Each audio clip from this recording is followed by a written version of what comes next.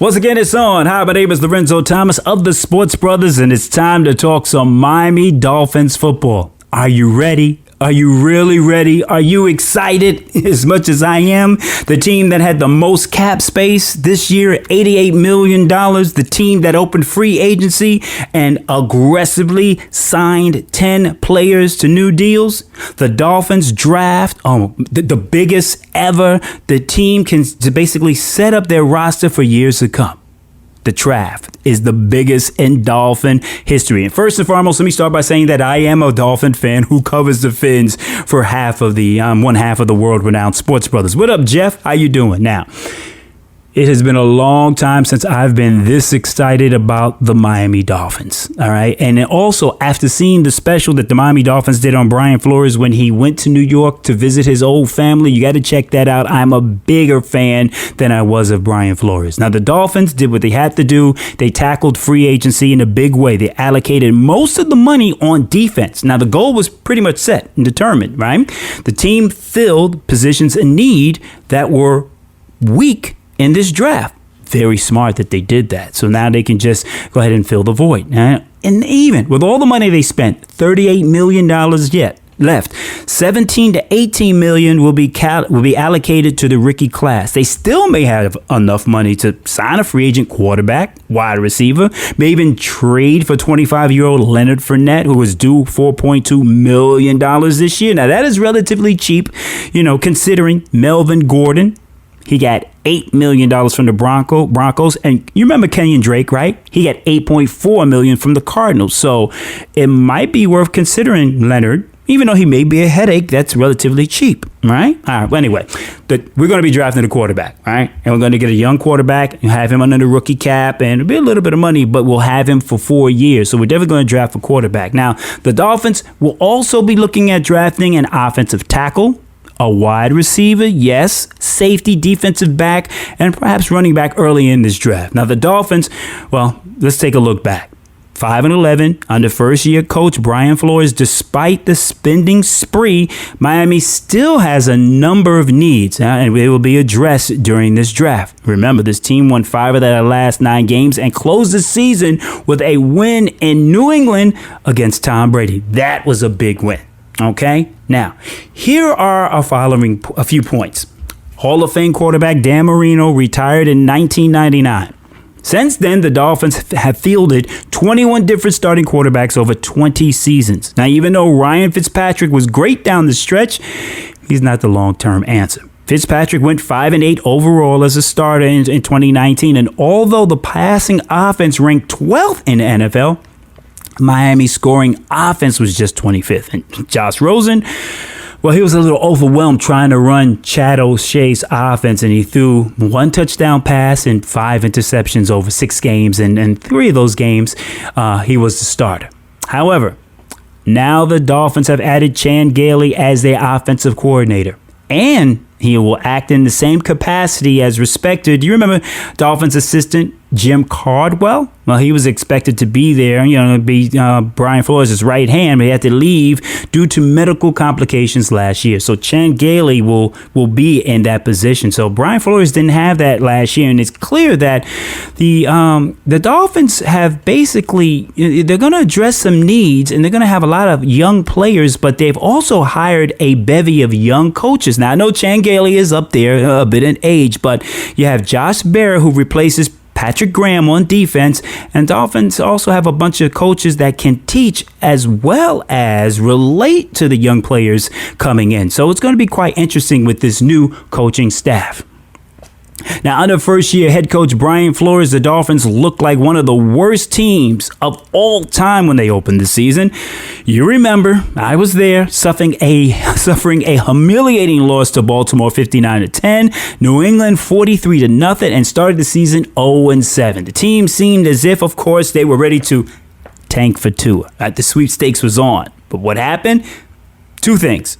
Tua got hurt, and the Dolphins went 5-4 in their last 9 games. Now, selfishly, I'm going to say it. I want Tua. Why? Because I feel he has the it factor. And I also believe Nick Saban. You know what happened with Micah Fitzpatrick? He was one of the best ballers out there. And Saban says Tua is a leader. All right. And I'm going to trust him on that, regardless of how we feel about, of course, Saban. All right. Now, also, Chan Gailey has a history of looking for quarterbacks that are mobile. And Trent Dilfer, who handed to his workout, says, this is what he said, he throws like Aaron Rodgers and Dan Marino. He never said that he was better. He says, now one thing he did say that he's better than Aaron Rodgers at this stage of his development. So, also Dilfer also stands by the assertion that Tua is the best quarterback in this draft. He said there's some very good quarterbacks in this draft, but Tua is one of the best. All right. So, the Dolphins at number 5 in the 2020 NFL draft. There's so many different things that they could do. There are so many also rumors out there surrounding what they will do with the number 5 pick. Now, one of those rumors, and forget about that, is that they were going to move up to the number 1 position to draft Joe Burrow. Well, that ain't happening. And I haven't really been hearing that at all right? So, and I never believed that the Dolphins, who want to have as many draft choices and want to have draft capital, would give up that capital to select Joe Burrow. And I also believe that the Bengals were not going to give up the pick. So now, there are some more rumors that Joe Burrow did not even want. I mean, maybe he don't want to play for Cincinnati. Maybe he just put that out there. He is from Ohio. His girlfriend's from Ohio. So we'll have to see what happens. But he might pull a Eli Manning. Remember that? So we'll have to definitely wait and see.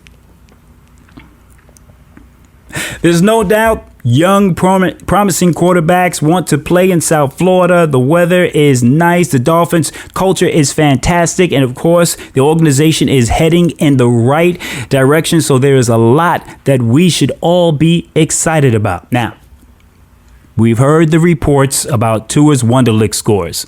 And they came out. And, some people feel certain ways about it. But all I want to know, is he football smart? That's it.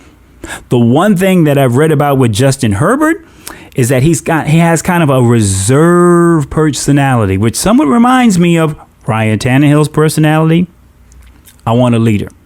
I want someone that can take over this team. I believe the storyline that we're hearing about Justin Herbert is a smokescreen. Now, I could be wrong, but I believe that they will pick Tua at 5. And I would be happy with Justin Herbert at 5, but if the Dolphins don't pick Tua and he goes to the New England Patriots, they trade up to get him, I think I'll lose it. And the fact that we will have to face him twice a year, I don't want to see that. I don't want to experience that. And I don't think Stephen Ross wants to experience that. He wants a winner. He wants someone that can come in and galvanize this fan base, plus sell tickets and become the face of the franchise. And Tua does that.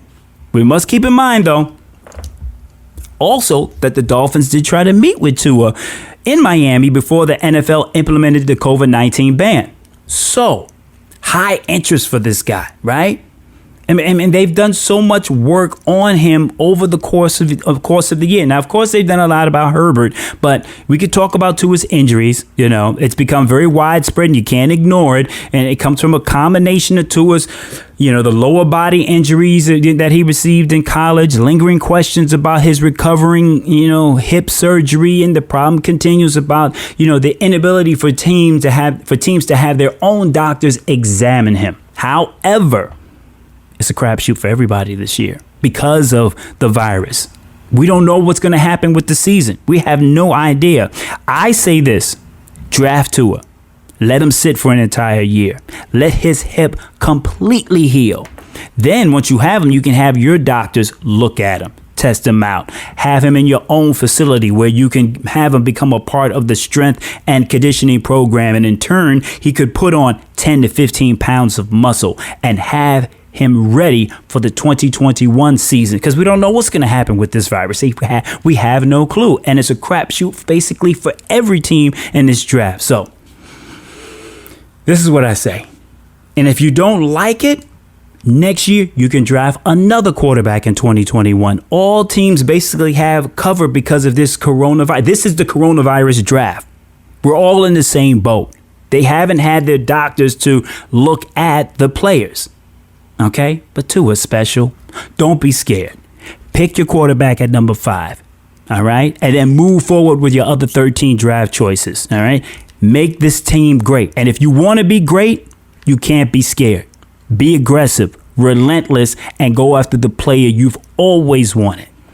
The Dolphins have 3 first-round picks, number 5, number 18, number 26. 6 picks overall in the top 70, all right? You have the ammunition to do whatever you want to do, so make your move. Pick the players that you want. And any Dolphins, what do you want? Now, with a defensive-minded coach like Brian Flores, they may want to go with Derek Brown or Javon Kinlaw, right, in the middle because of the opportunity to win the division. Brady ain't here, right? None of the quarterbacks in the AFC East are great. So the Dolphins may choose to build a dominant defense, improve the offensive line later on in the draft. You have a team that won 5 of the last 9 games. You had an offense that finished 12th in passing. So you could possibly improve the offensive line, and your offense would be maybe better than any of the other offenses in the division. So you could see that the Dolphins go defense early in this draft.